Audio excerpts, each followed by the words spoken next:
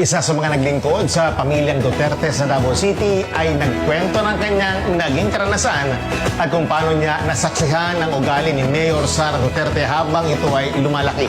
Tunghayan po natin ang kwento ni Manang Flor sa special feature na nang ituloy ang pagbabago movement na yan si Inday.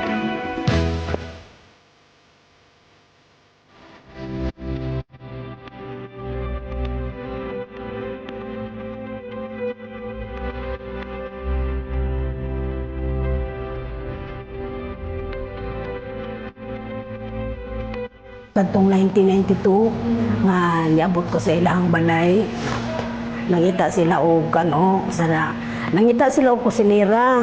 Tapos sa tinuod lang ma'am nakulbaan ko kay di man ko kay balo magluto. Excited na jud ko ma'am kanang mo serbisyo sa ilahang.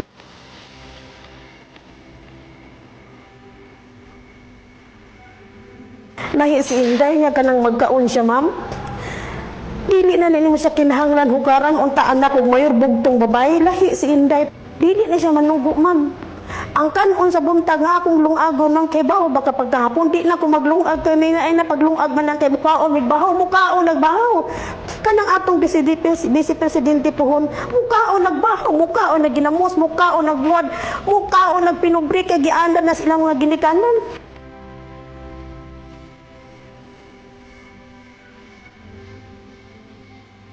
Di na ko makalimtan katong dito siya sa lamisa ni kung lamisa nga dako sa sala ana siya naggunit nagbasa sa lagbok.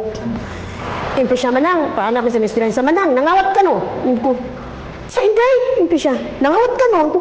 Wala ko nangawat Inday ako mangawat ako nangawat sa kay Inday anak ko misteryan sa nangawat lagi ka ana sa day wala lagi ko nangawat day anong mangawat man ko day sang ko tanawan yo nakalagbok no. Flor, nangawat o rambutan, pito ka buko. Matuperte, hindi mo mga tawag doon. Wala ka di, tama, day, no, nangawat ko rambutan. Sus, tinuod yun nga nangawat mo kay, dili ko ito pahilabtan kay pilmirong bunga. Ako ginang pilmirong ni Pukpo.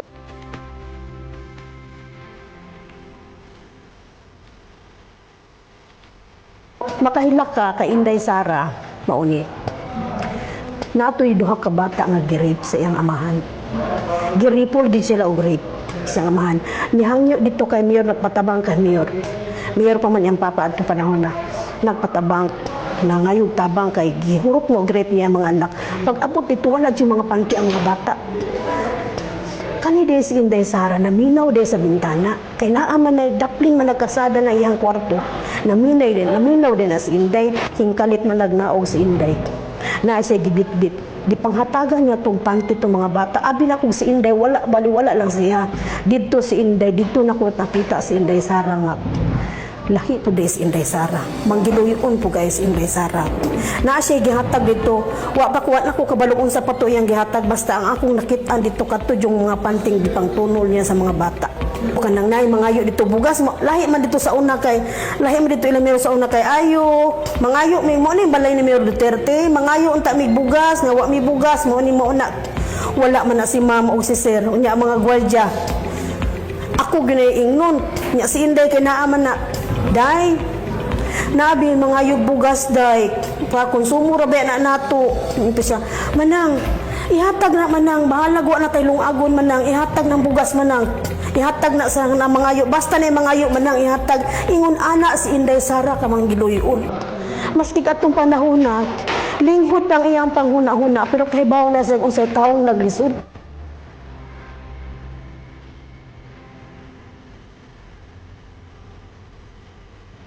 mas ni samot pa siya kaayo katong karong ni Mayor na siya na busy Mayor kay uhantong pa man siya sa ako maski dugay nga to unsa nagutong tuiga wala pa sa ilag wantam gyapon siya sa ako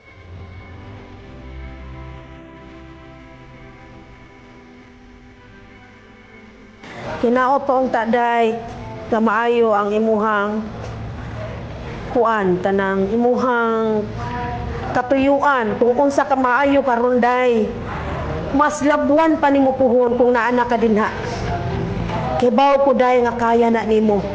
Daghan kaing salamat day. dili jud ka bayaran ang among utang. Akong utang kabubuton diya sa inyo ha. Labi na sa inyong mga ginikanan. Mahalin natin ang Pilipinas. Yan si Inday.